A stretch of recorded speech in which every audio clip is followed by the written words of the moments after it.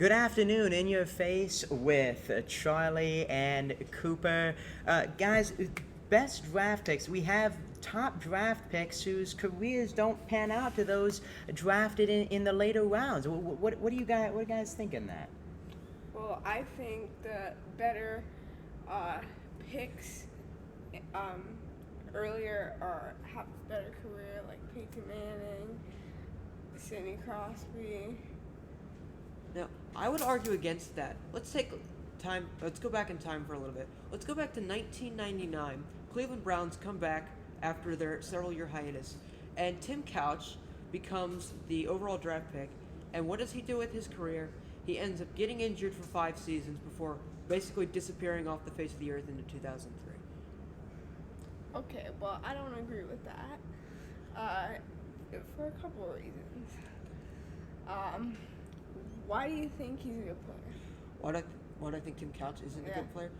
Well, Tim, he could throw, but he couldn't avoid putting himself in perilous situations. He couldn't avoid being in those situations. While there's several other players, such as, let's take a look at Tom Brady, who came in very late. He was in the 6th round. Tom Brady is one of the best quarterbacks to know how to get himself out of a dangerous situation, all while playing it very smooth. And Tim Couch couldn't capitalize on that kind of situation, and that's what led to him getting injuries, and unfortunately, it ended up ending his career. Okay. And that'll do it for that.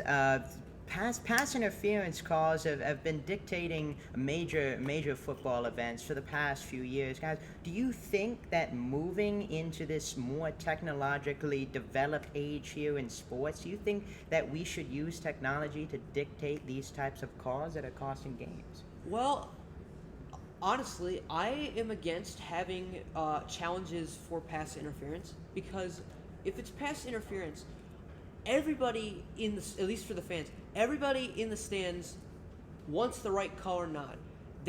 But they also want, they want the game back on as soon as possible. So I have to kind of weigh that in and say that they would rather have the game, be the game that they want, which is however the call what they believe. And to me, if they don't have challenges with pass interference, they can just keep going and they'll still be attached to the game itself. Well, I think they should because humans make mistakes, and so is the refs. So they could have a challenge it and overturn it for pass interference. I understand that the referees may not make the best calls at times, but if we're going into a technological standpoint, technology in the same case is mandated by us, which make those same mistakes. So it isn't, in my argument, it isn't terribly different than saying having us still making the calls and reviewing the footage.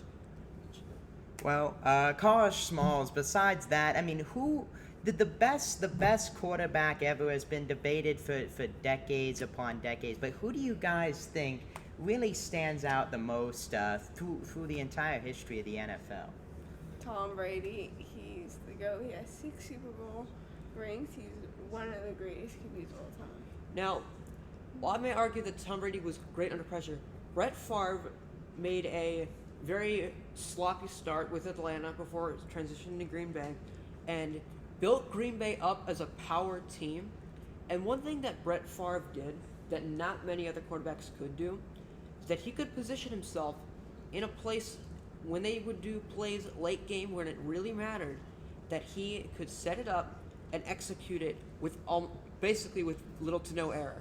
And Tom Brady, unfortunately, may not get his message or what he has in mind all the way through.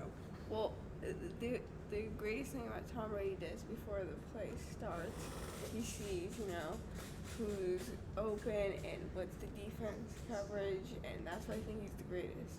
Well, Brett Favre, when Brett Favre was in his golden days at Green Bay, he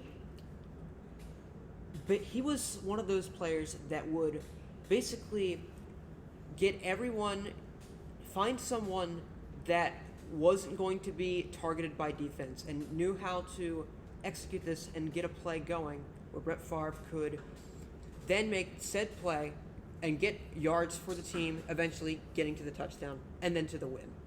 Well, guys, I think that's all we have for today. In Your Face with Charlie Cooper, I'm Jacob.